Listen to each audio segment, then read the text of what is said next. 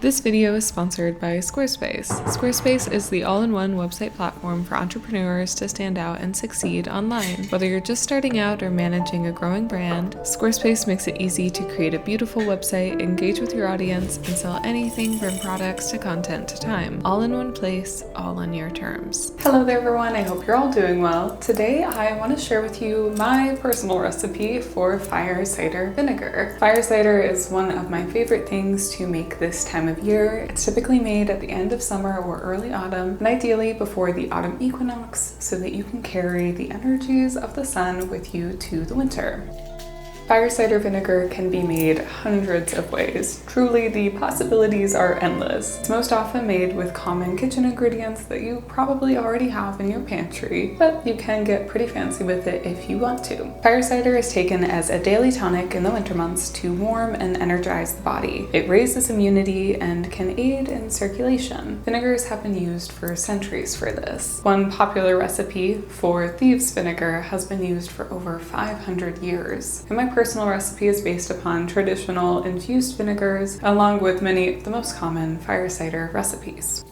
So I'm very excited to share this with you today. But before we dive in, this video is sponsored, so let's hear a little bit more about that first. Thank you to Squarespace for sponsoring this video. Squarespace domains make it easy to find the best name for your business at one fair, all-inclusive price. No hidden fees or add-ons required. Every Squarespace domain comes with advanced privacy and security tools included to ensure your domain remains online and protected. Plus, Squarespace provides everything you need to bring more of your dreams to life, whether that means building a website or adding a professional email service. Squarespace also makes it easy to create members-only content for your community. Monetize your content by selling access to online courses, blogs, videos, and memberships. Start with a full customizable website and earn recurring revenue by gating your content behind a paywall. Simply set the price and choose whether to charge a one-time fee or subscription for access. You can also make smarter business decisions with Squarespace's intuitive built-in analytics tools. Review website traffic, learn where to focus engagement, and track revenue from bookings, invoices, or product sales all from one place. So if this sounds interesting to you, go to squarespace.com for a free trial. And when you're ready to launch, go to squarespace.com/thegreenwitch to save 10% off your first purchase of a website or domain. Thank you again to Squarespace for sponsoring, and let's get back into it. Alrighty, welcome back. Let's dive into making this fire cider vinegar.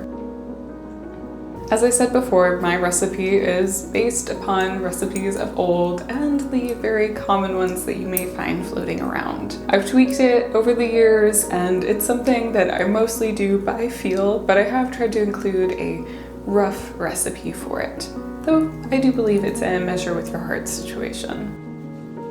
Fire cider is typically made with very pungent, heating ingredients. You will see this to be true in my recipe and really across every fire cider recipe. And crafting it is exceptionally simple. It's something that really just takes a few minutes to put together, and then there's just a lot of waiting. So first, let's talk about the ingredients that you'll need before we get into crafting this recipe. As I said, it's pungent and spicy. So for my recipe, I include roughly 1 cup of horseradish, a half cup of fresh ginger, about 3 tablespoons of fresh turmeric, 1 bulb of garlic, 1 red onion, 1 yellow onion, 3 fresh jalapenos with seeds, 1 teaspoon of black peppercorns, 32 ounces of apple cider vinegar, and half a cup of honey. If you want a very simple base recipe, I would recommend maintaining those same proportions, but all you really need for a very simple base fire cider is garlic, ginger, onions, horseradish, and cayenne, or in my case, I prefer to use jalapenos. And like I said, it's exceptionally simple to put together. All you need to do at this point is chop everything up real fine or shred it, add it to a sanitized jar, cover it in vinegar, and then it's time to wait. So at this point, let's work on chopping everything up and getting it in our jar.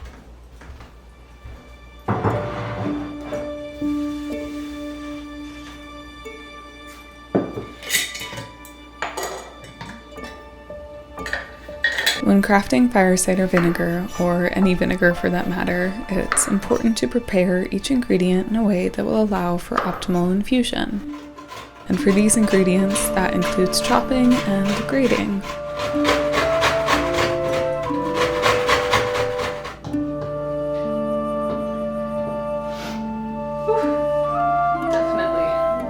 Definitely hits you right in the eyes.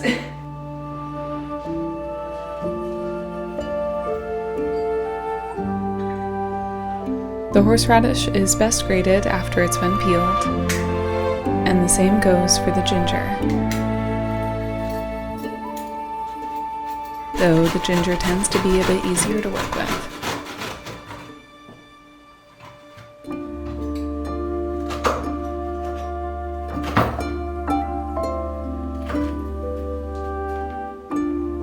Next, the turmeric.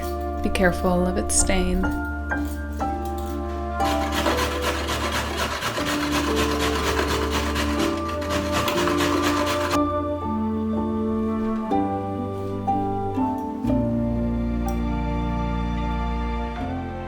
So now we have our horseradish, ginger, and turmeric. My hands did get a little bit stained from the turmeric, but that is all part of crafting this. Next up are the onions and garlic.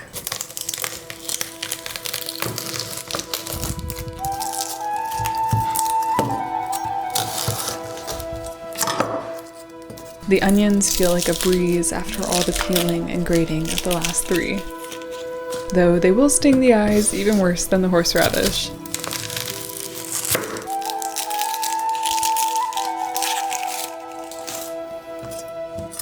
These just need to be diced.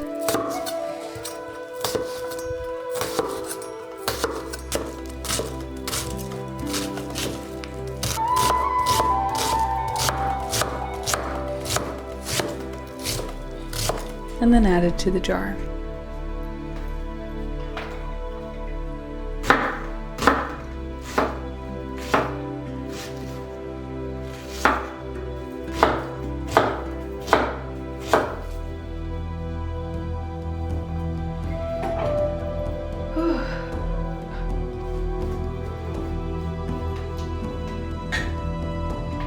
The red onion always adds such a beautiful pop of color.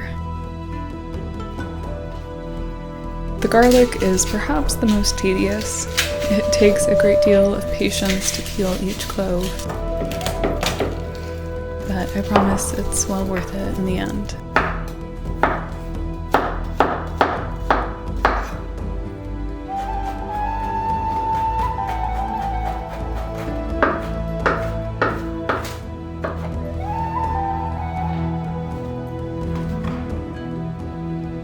Now all that's left to do is add the jalapenos and peppercorns.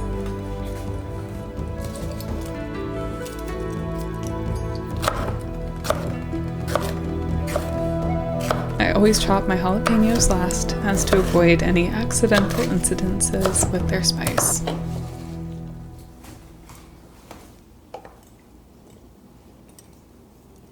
And the pepper is easy.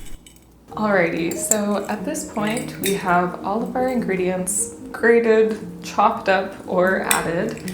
Make sure to wash your hands after handling jalapenos, or you will get jalapeno eye. All of this is pretty rough on the eyeballs, so be a little careful about that. But this really is the hardest part of putting this together, is chopping everything up and peeling everything. That part does take a little bit of time. But once you're here, you have a beautiful layered mixture, and now it's just time to add the apple cider vinegar and the honey. And honestly, it just goes right on top.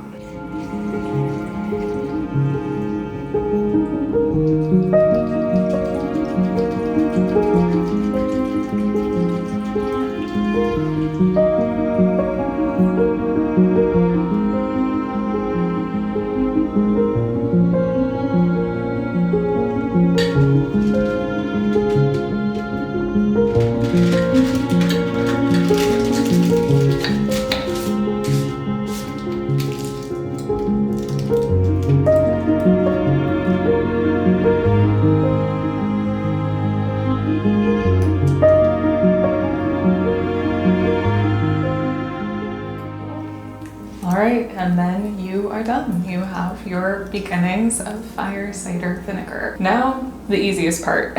Just wait for a month for it to infuse. Place it somewhere cool and dark, and every day or whenever you remember, just give it a little shake up to help it infuse. Once the month's over, strain it out and enjoy it. Take 1 spoonful a day for tonic support throughout the winter, and you'll be good. I absolutely adore fire cider vinegar. I deeply enjoy the flavor personally, but I am a vinegar fan. I also deeply enjoy the benefits of it. I am someone who often struggles with colds, and I'm also a fairly cold person. So taking this in the winter, just a good spoonful in a glass of water daily, has really helped. You can take just 1 spoonful as it is, add it to water, or add it to tea if you want to kind of counteract some of the intense flavor of it. I do find it personally enjoyable, but that is a personal preference. Like I said before, there are a million different ways to craft fire cider vinegar. This is just my personal recipe and how I enjoy to make it, but you can add so many different ingredients. The main purpose of it is to